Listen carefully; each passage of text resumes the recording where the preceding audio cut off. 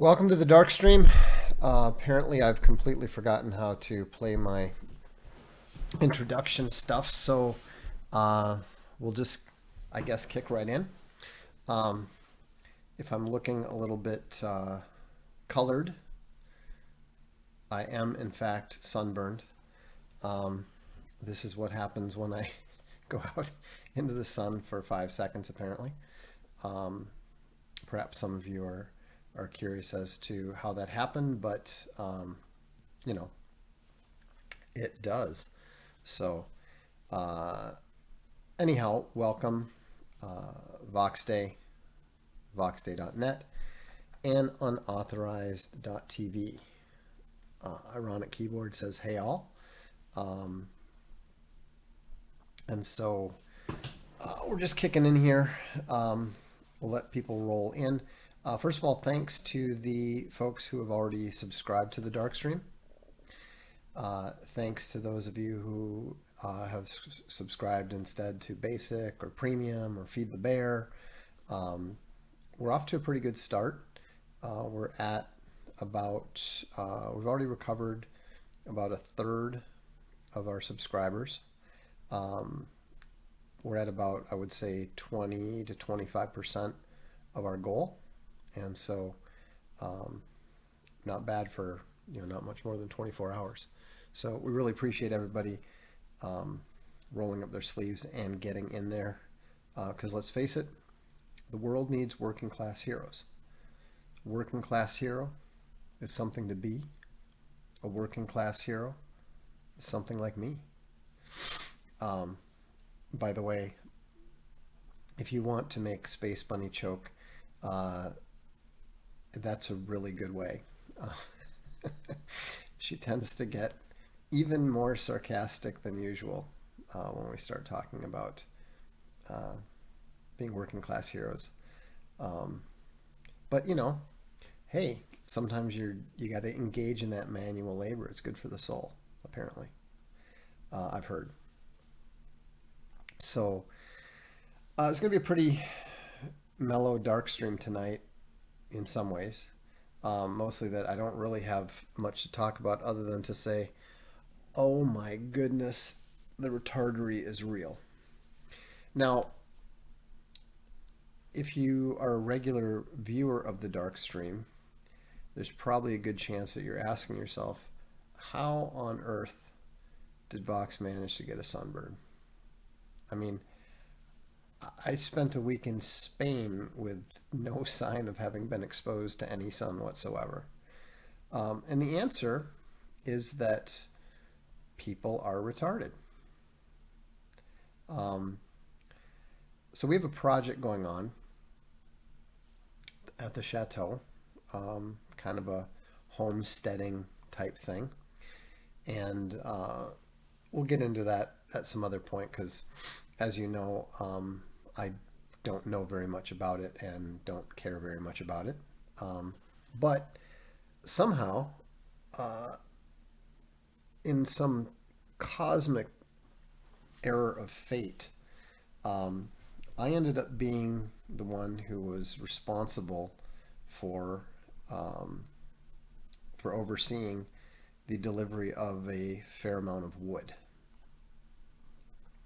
And so this guy came in, and the first sign that should have given us a clue was the fact that there was a big blue L on this big trailer truck that was also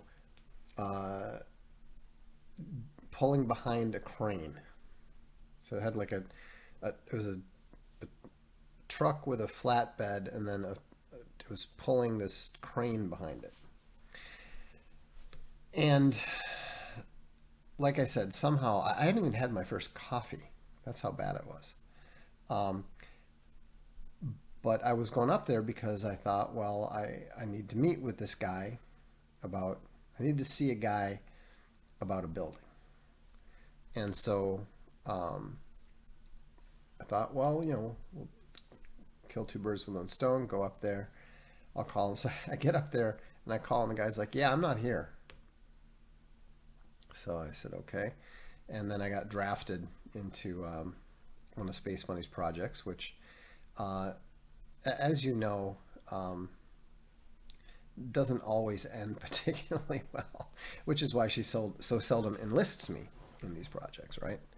Um, my working class heroism notwithstanding.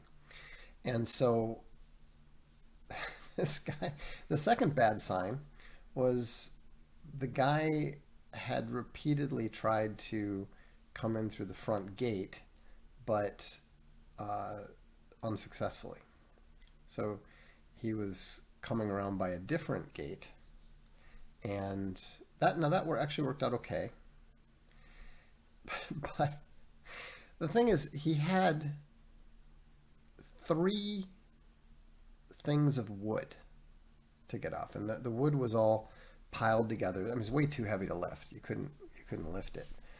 So this big crane, and as you know, I'm not Mr. Spatial Relations, but even I could see that the way that he had like wrapped the straps around and then attached it to the crane was leaving the thing completely imbalanced.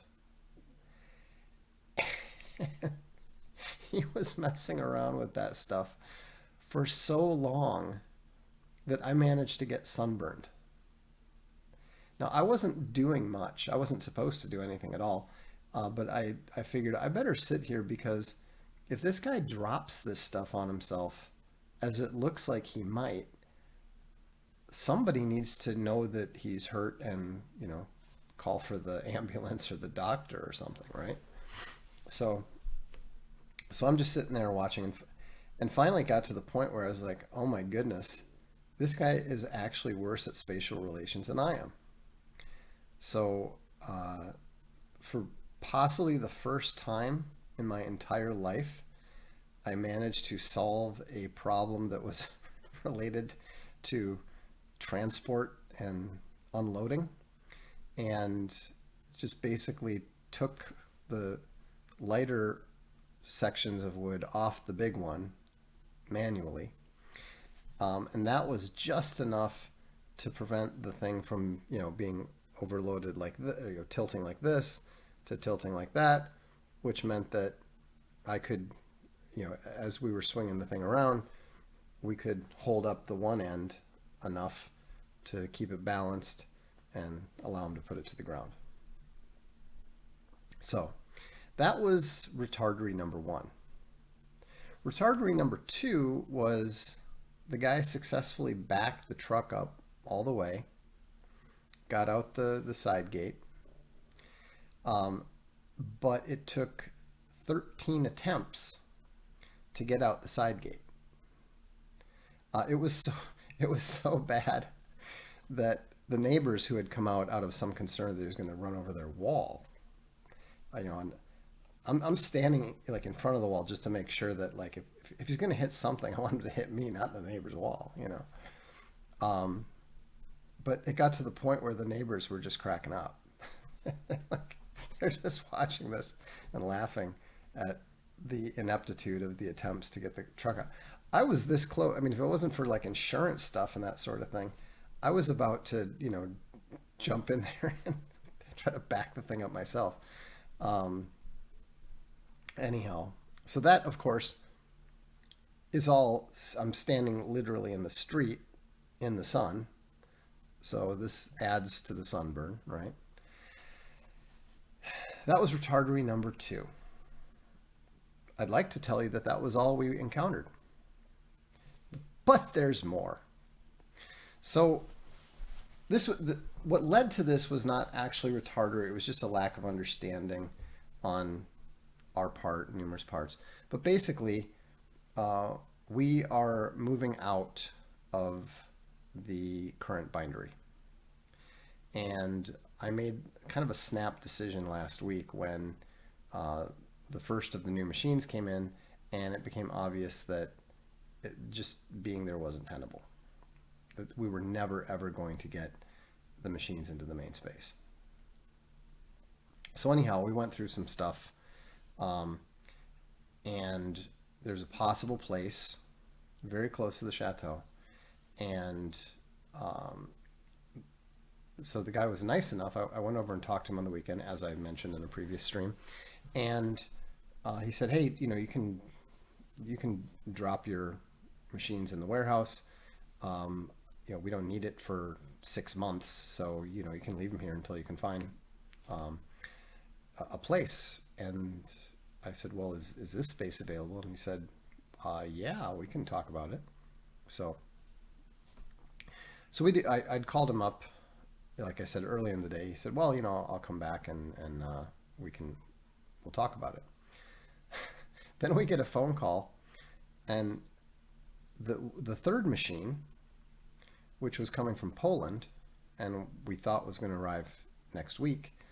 Uh, Turns out the guy wasn't calling in advance like we'd left instructions to do. He called and said, "Oh, yeah, so I'm here."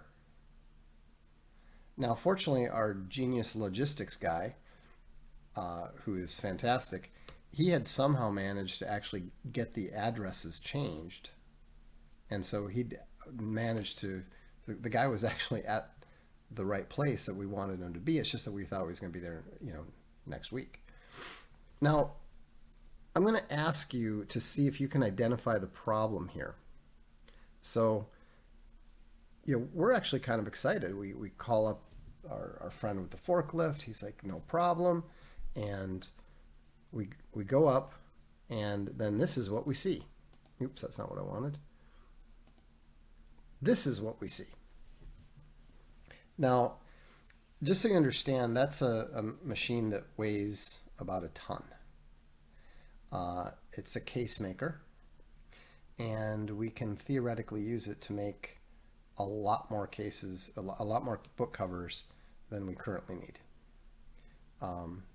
It's built in 1970, and it is a pretty serious piece of machinery. But can you look at that, and can you see what the fundamental problem is and why we were kind of astonished when we looked at it? It's definitely a beast. And if the answer doesn't spring immediately to mind, another James just spotted it. There's no pallet under the machine to forklift it. The straps are actually okay. The machine was not moving much, but the problem is, we had that problem previously with the pallet being facing the wrong way. Well, the serious problem is there's no pallet. So how on earth are you supposed to get it off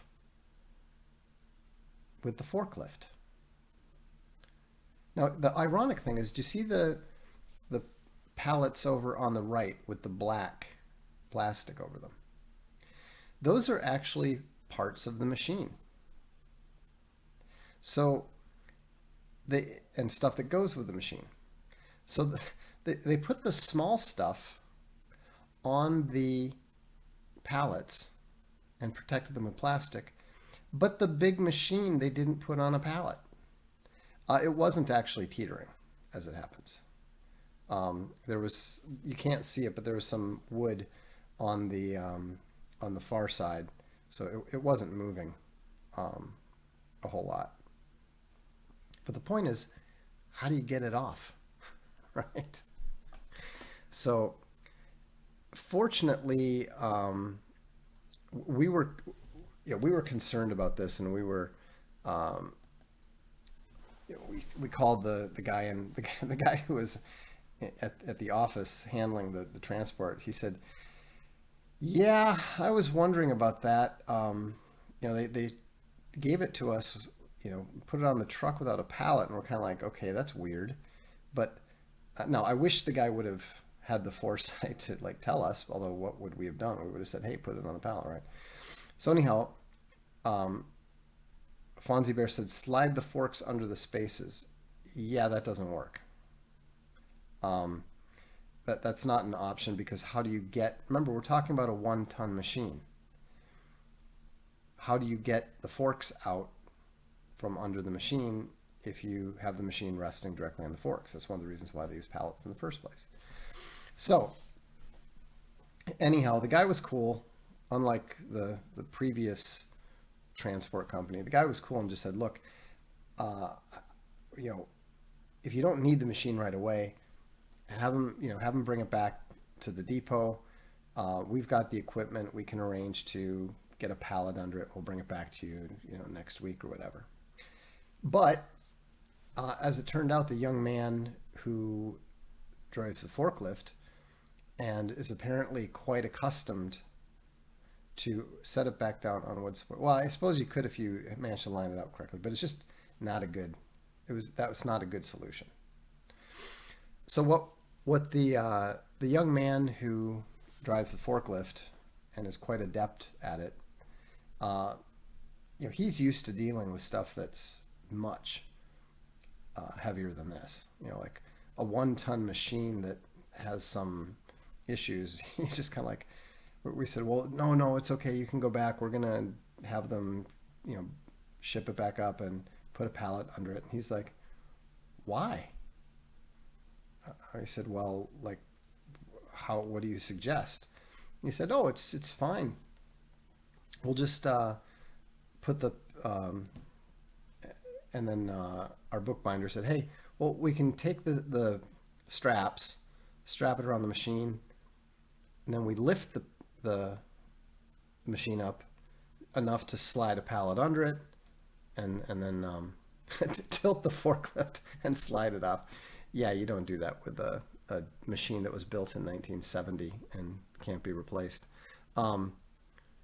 So this, you can see at the top, you can see that there's the forklift. You can't see the top of the forklift. You can just see the front of it. And then you can see the forks. So it is extending this thing out. You can see there's the straps around it. So the forklift just lifted it up, and then we slid the pallet underneath it, and then they were able to lift it off and get it off. And the ultimate outcome was quite positive. Let's see, where do we have this?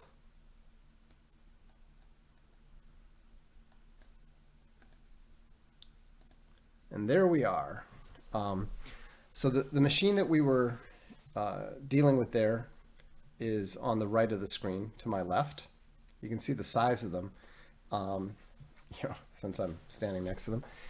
Behind me, under the plastic, is the 1951 foil press.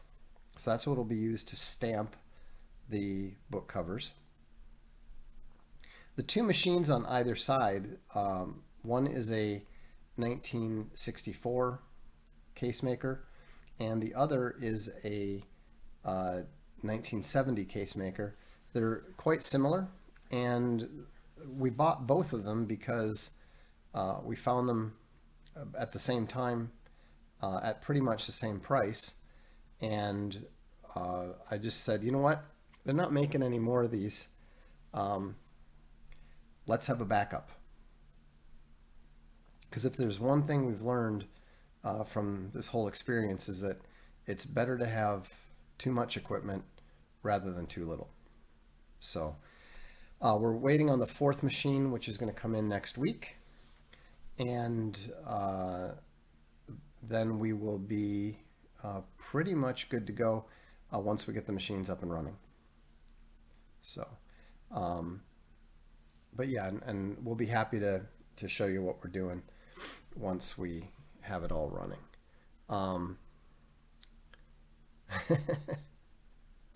Yeah, it's not like quarterbacks where they say if you have two quarterbacks, you don't have any quarterback. Sapien Avenger says one for parts. They're actually both working. If you notice, look how new. See how that white stuff is? That's spine material, and you can see on the other one, not very well, but kind of behind it, you can see that there's spine material there. What that means, the fact that that spine material is relatively new, uh, is indicative of the fact that these machines were running very recently. Obviously, we need to get them, because anytime you move something, we want to get it tuned up and all that sort of thing. It's going to require some practice to be able to operate them properly, but um, that's it should be it should be all right. So did Space Bunny tell you to clean them up? Wow, that's how they are. So they're pretty clean. And this is where they are. Um, I believe this is the one. No, that's not it. It's this one. Um, so we are going to be moving into that building. Um,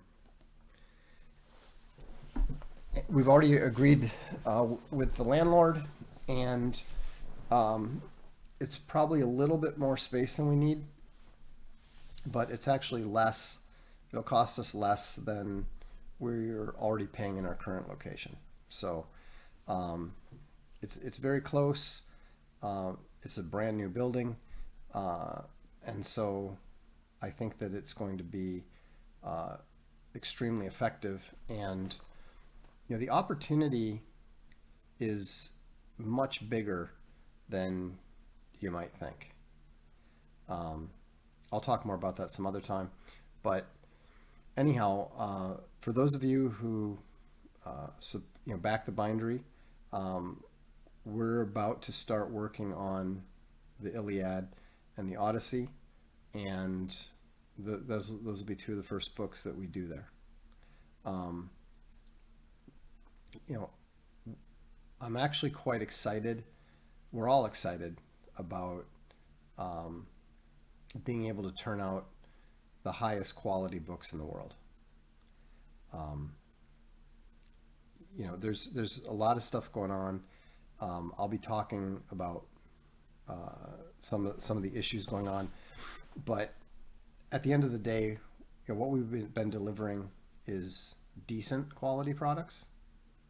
I'm proud of the books that we've done so far, but there's absolutely no question whatsoever that we can do considerably better.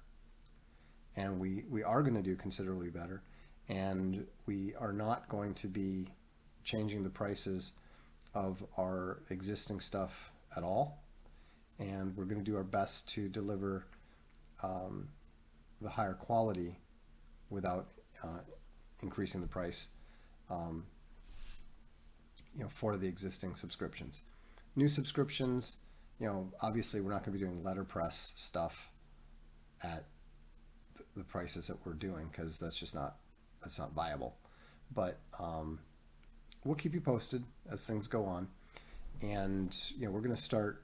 We've already got some clients that we're going to be binding books for, and that's where there's going to be some really interesting things happening, I think. So anyhow, I didn't realize it, but I think I must have been, I don't know. One of the ways, I don't know if you guys ever feel stress or ever feel kind of, weighed down or whatever, but for me, the way that I tend to deal with that is on the more creative side. Writing, whether it's comics, whether it's books, music, that sort of thing. I mean, I'm a fairly optimistic person, as you know, but for whatever reason, when I'm in a creative mode, things do tend to come out a little bit dark. Midnight's War is a bit on the dark side. Arts of Dark and Light, there's a mix, but we do tend to paint with the black. Id Prism has a feeling where this is going. Is that what we have to thank for all the AI music? No, I mean the main thing with the AI music is that I'm amazed with what it can do, and I can't wait for version 7 of this stuff. They're on version 3. By the time they get to version 7, it should be just absolutely amazing. And it should be possible to actually create full, legitimate song structures that sound good. They wouldn't be studio quality. You'd still probably want to re-record them, but the songs themselves, the basics, should be able to be completely constructed by someone like me. Um, and so it's fun, it's interesting, it's cool. But I will say that one of the like for example, um, I did a song last night. I'll play it for you in a bit here. Um, and it was just what I usually go through and just dig up some of the old lyrical scratchings and throw them in there and see how it goes. This one was like, wow, okay, that is that is a little bit more black than I intended to would have intended to go. So don't worry, we'll definitely indulge in a palate cleanser or two. But anyhow, um, I'll be interested to see what you think about um, about the way it turned out. Um, and it's I mean I think that this is one of the not downsides of being a Christian, but it's something that you don't hear very much talked about in church circles, which is um, the way that everybody wants to focus on the positive, happy side, and there's nothing wrong with that. That's good, but uh, yeah, it's more like The Last Witch King, the musical. Let's put it that way. And again, it's not like it's not like things aren't going well. Things are going very well. You know, I mean, unauthorized is getting, but you know what I think it might be is I think it might be when you're focusing on getting something done. Whether it was getting unauthorized back up and functioning again. Maybe it was just finishing a Sea of Skulls. Um, but I think that sometimes when you are good at focusing on finishing a mission, that there's almost a post productive crash of sorts. You know, kind of like when uh, you, you go to a party and everything's great and everything's fun and you're feeling really upbeat, and then all of a sudden just you know you're exhausted from being around all the people and that sort of thing. Um, it could also be much more mundane. We had a game the other night, and I feel like I played very, very well against this really good team, but I had four chances and hit the crossbar. Just all of them just were just missed, just saved, whatever. Um, I don't like to think that my mood can be that affected by, by playing soccer. Um, but Sapient Adventure is right. He said the unauthorized payment processing was a struggle. It's kind of funny because I think it might actually be that I'm so used to um, dealing with these conflict situations that I don't feel it at all at the time. But once you have the resolution, then you kind of get hit by it or something. Well, I don't know. Anyhow, it's all fine. But I just wanted to explain why um, it might come out a little bit, you know, um, let's say less cheerful and so forth than and less cheerful and edifying than one might otherwise want. Um, See, I had a couple questions here that I skipped because I was in the middle of telling the story. Um, let's see here. Are you going to start streaming on D Live again to provide a free option to view the Darkstream? I don't know. I hadn't really thought about it. Um, you know, I don't know that there's been um, much movement. I think more likely, I mean, it's possible, but more likely will be um, putting out free stuff through the Roku app and that sort of thing. I don't know. We'll see. Um, I'm not really overwhelmingly concerned about providing the free option. I'm not against it. It's not like I'm doing this to make a living or anything, but I do think that it is very important to encourage people to support the system. It's very important for the community to have skin in the game. Um, and I mean, at the end of the day, um, I mean, yes, I'm very aware of the current economy. I'm very aware of the state of things. But at the end of the day, um, if you're paying, you know, $15 for Netflix or whatever, uh, you know, it's pretty possible to find $5 a month.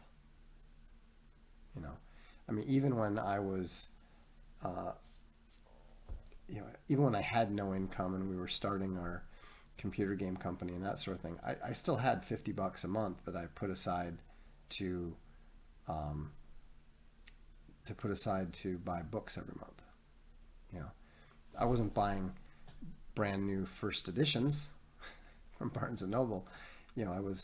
I was hunting um, the $2 and $1 bargain book things just to maximize my book purchasing capability. But um, yeah, we're gonna have, not everything's gonna be on Roku, but we are. Um, I choose Family Bear said, honestly, I totally understand putting everything behind the paywall of unauthorized. That's not going to happen. I mean, we're not going to do that.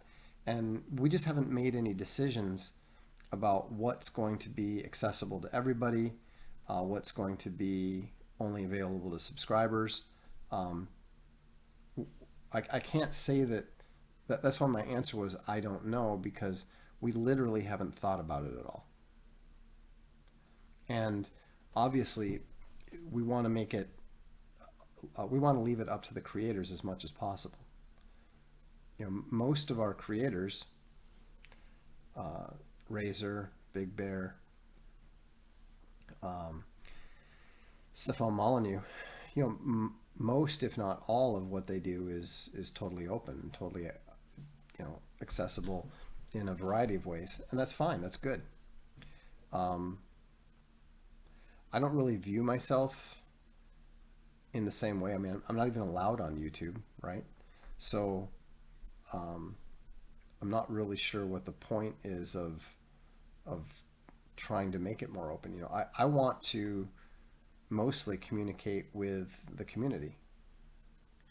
Um, I'm not really an outreach guy, and a lot of the stuff that I like to do and focus on is either irrelevant to most people, a bit on the esoteric side. Um, you know, maybe I'm, ironically, maybe I'm excessively modest about my video appeal, but I don't think so. I mean, I appreciate, I mean, that all of you are here and interested in watching and engaged with the chat and so forth. That's great. Um, but I'm not an entertainer like Owen or Razor or even John De La Rose.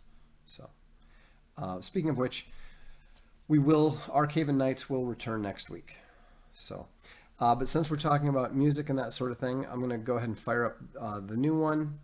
Um, this one is called Ride and Die. And so let's go ahead and make sure that we have sound. Okay. And I'm just going to go ahead and pop up this Darkstream subscription image, just in case anybody feels moved. Cactus Eater Bears, she's all into the music now. She likes this stuff. Okay, so this is Ride and Die. Give it a listen.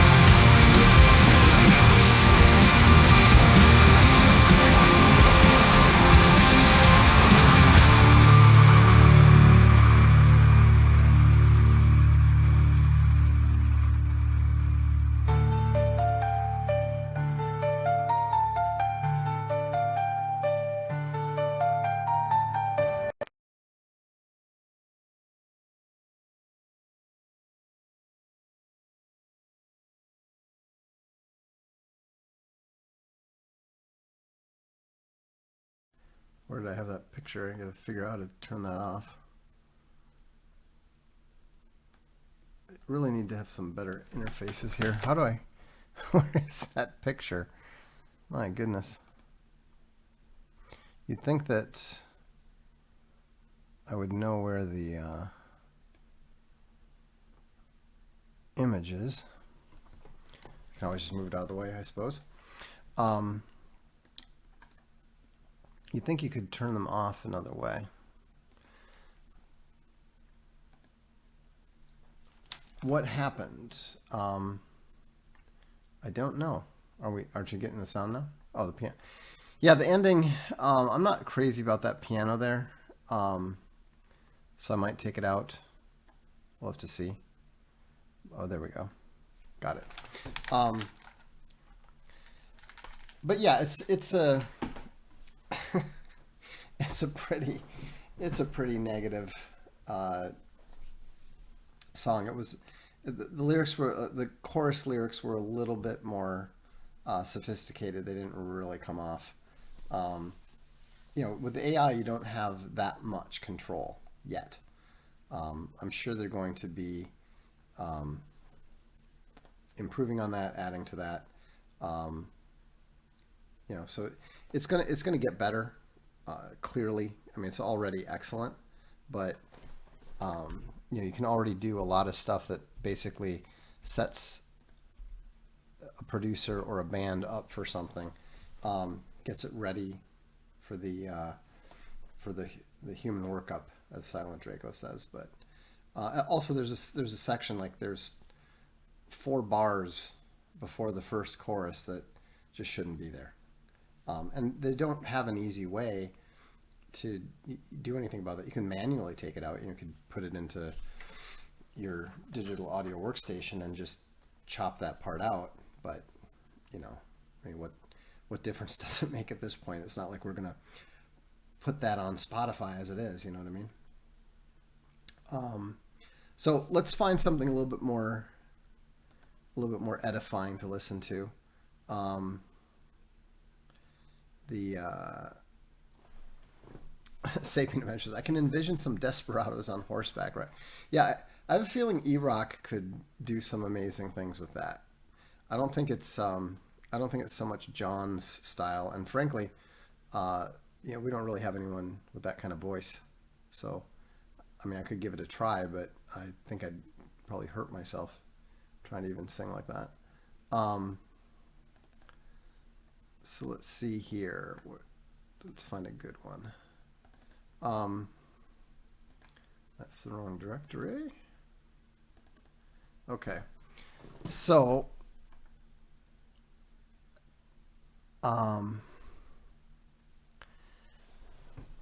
Rachel, do you want me to play one of the?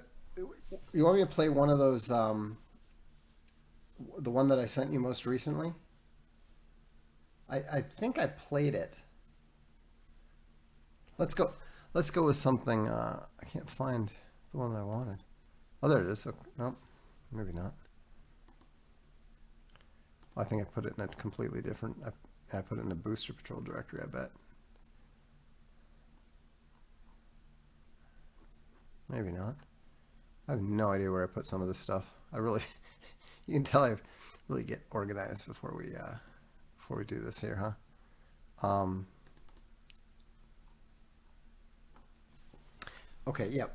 Rachel likes that one, so we're gonna give this one. This one is one of the various versions of "Wake Me When I'm Dead."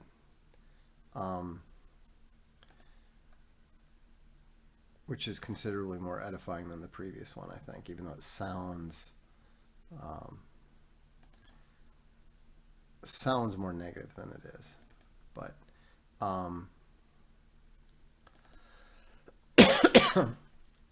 make sure I got the right one here. Yep, this is the one. Okay. So here's one that I'm hoping that we're going to have Rachel do a version of soon.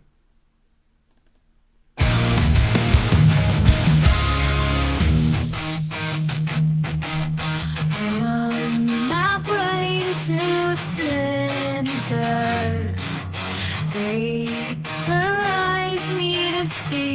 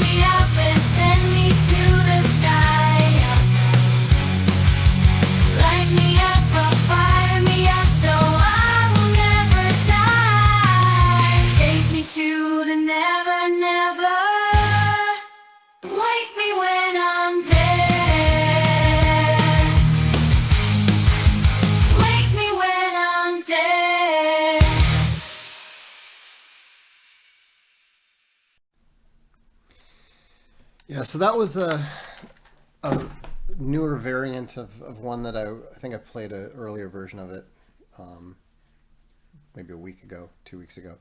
It's got kind of a crazy structure, um, but yeah, I was just looking to do some stuff that, what I'd like to do is I want to uh, have Booster Patrol kind of not so much break apart as spread out. You know, um, we've got different sort of vibes. One of the strengths of Booster Patrol is that there's different influences, different vibes, and that sort of thing. And you know, we I haven't played the no, I haven't played the Ethereum one yet. I can try that. I have I played it here? I thought so. I don't know. I was just looking for. Are you guys familiar with uh, Siddhartha or Twilight? Branches of the same tree. Yeah, that's a good way to put it. Um, you know, one of the things that you find when you're good with words, whether you're a writer in the comic book world or a lyricist in the music world, um, which Power Ranger are you, Box? Funny thing is, I'm actually acquainted with one of the real Power Rangers. He got in touch with me a couple years ago. It's kind of a surreal thing. Although, to be honest, the only thing I know about the Power Rangers is E-Rock. He played an amazing version of the theme song with Anthony, and that's all, like, I've never seen the show. That was like more my younger brother's age. I think they used to watch it, perhaps. But anyhow, um, you can do lyrics a lot faster than you can do anything else. It's a lot easier. But they're very important because that's where the whole vibe usually comes from. I mean, even when you've got something that is so distinctive, like the guitar riff from Hotel California, the song is, and the vibe of the song is fundamentally informed by the lyrics because it affects how it's sung. Now, one of the challenges and one of the problems that exist with original music is it doesn't matter how skilled you are at playing stuff. It doesn't mean you're any good whatsoever at composing anything. And I've been very disappointed at times working with very good musicians who are much better than I am. And they'll do these amazing things, amazing variations on stuff, but they need a place to start. They're not really capable of starting, of facing the writer's problem of the blank page. For whatever reason, the blank page has never been an issue for me. I usually have more ideas than I can even hope to think about addressing. So now, having the discipline to actually finish stuff, yeah, that can be an issue, as you know. But um, the thing that's so powerful about AI is that you can take, like, that whole Ride and Die song. That was literally 4 lines. It started with 4 lines. No chorus, no anything. And just I threw it in there and then added 4 more lines that, imitated it just so there'd be enough to fill up the minute 20 that they usually give you. Um, and then, I really liked one of the things, so I just ran with that. And, um, and if you know how to structure a song, which is not that difficult, um, it's funny. It's not difficult, and yet for some reason, all beginning musicians make just incredibly dumb and unnecessary mistakes. You know, they always do songs that are like 6 minutes long, you know, have bizarre structures, make no sense. You know, you don't have to stick to the 3-minute, 10-second radio edit, verse, bridge, chorus, verse, bridge, chorus, instrumental, chorus end, or, you know, or some variant therein. You don't have to stick with that, but you do have to understand that that's the basic pop music structure if you want to do a song that is appealing to people who have listened to nothing but pop music structure for the last 30, 40 years, right? I mean, even, it's kind of funny, even most rap songs, which have no melody at all and don't really have to have choruses or stick to those, you know, what's the point of having a bridge if there's no melody?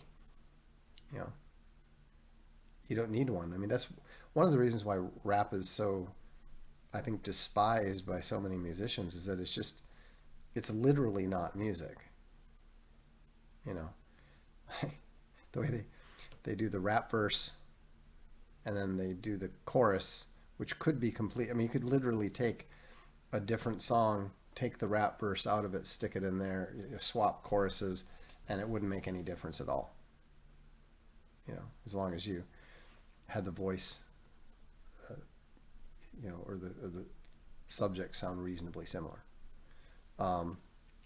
Anyhow, let me see if I can find one of these other songs that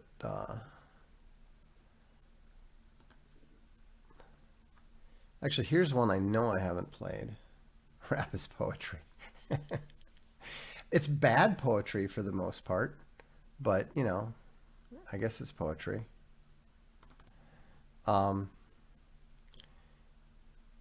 Yeah, we're probably gonna have to end up with like some kind of music channel on Unauthorized just to, you know, let people listen to John's stuff and my weird stuff and that kind of thing. I mean, why not? Yeah. So let's see here. Okay, I played those. Let's see what we got here. Slam poetry. Oh, I've poetry slammed. You guys all know about this, the story about the lizard, I bet. So, okay. I like this one a lot. Yeah, I have some ideas for how I want to do some things, and I don't know. I don't think there's anybody with the right voice for it. It might actually be something that I want to do with a programmed synthetic voice, but we'll see. We'll see.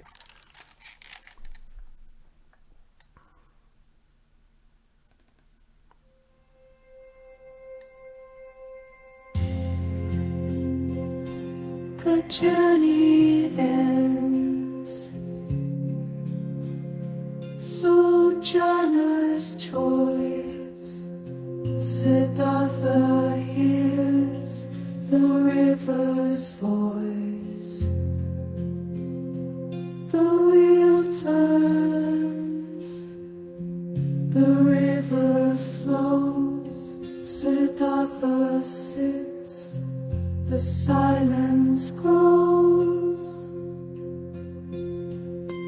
Flow, river, speak, water. Flow, river, speak, water. Whisper secrets to Siddhartha.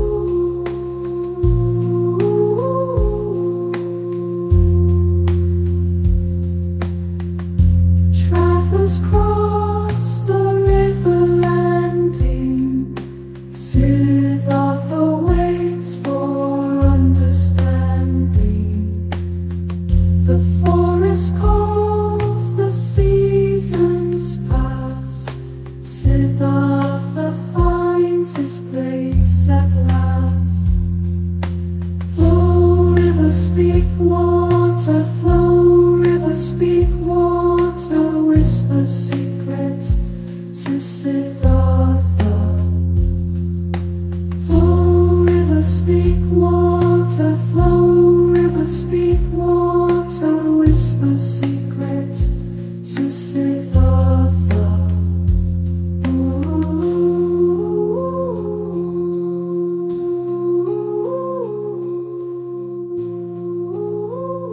To Siddhartha.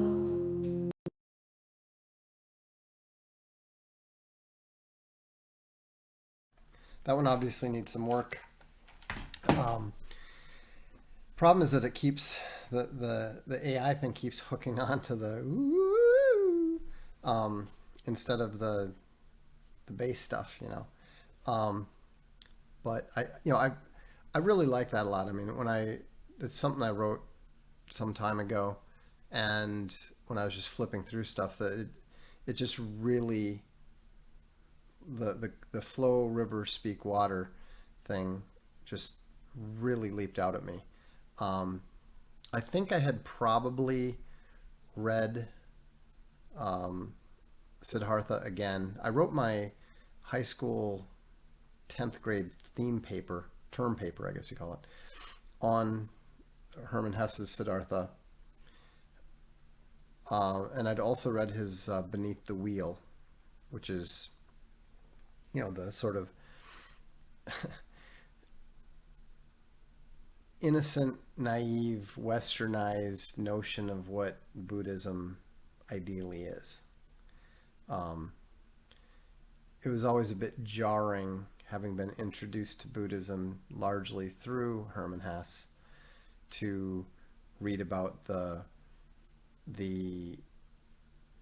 way that the Buddhist monks were basically the Vikings of Japan, you know.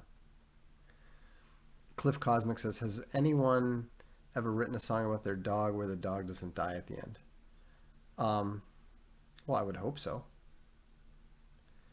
In fact, we actually have, this is not about a dog, but it is about a bunny. And this is actually a family favorite, let's put it that way. Let me see, I'm pretty sure we have it here.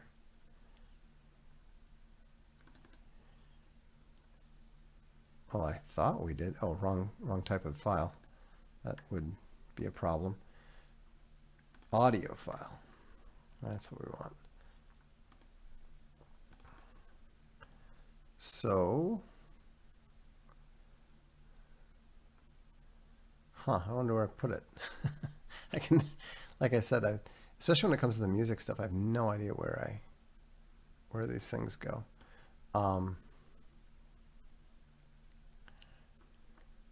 Yeah, it was actually my son who got me kind of back into music, because when he started doing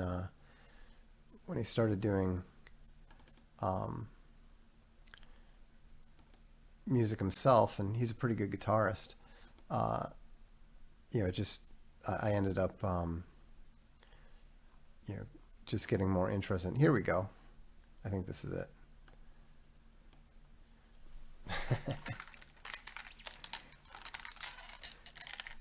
Okay, don't worry, the baby doesn't die. Baby bunny, hop hoppa doobity boo. Baby bunny, hoo whoa whoa. Baby bunny, hop hoppa doobity boo. Baby bunny. Okay, that's not the version we wanted. That was the original one, which is from some random guy on YouTube. Let's just say it was a family favorite that got played a lot. Let's see. I cannot figure out where I put that.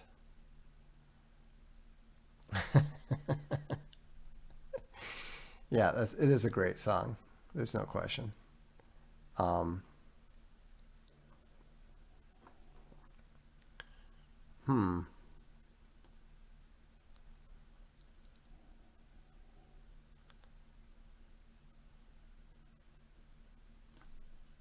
I have no idea. It is a Happy Bunny song. Well, what I'm looking for, what I haven't been able to find here, is actually the metal version of that, which I find tremendously amusing. So I can't believe I don't have that anywhere here. How can I not have? Oh, here we go. I got it. There we go. Okay. So this is the Glam Reaper Baby Bunny metal mix.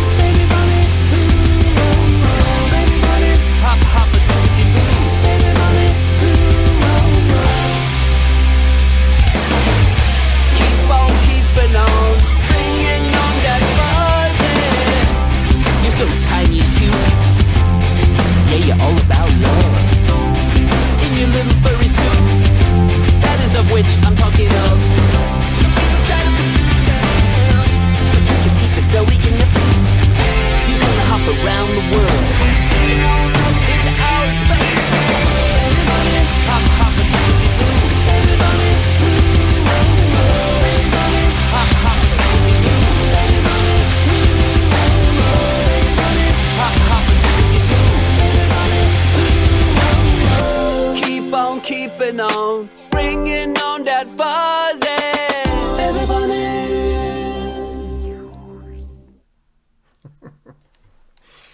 So I think that is probably the greatest possible ending note that we could hit. So have a good weekend on Vox Day, and we will see you next time on the Darkstream.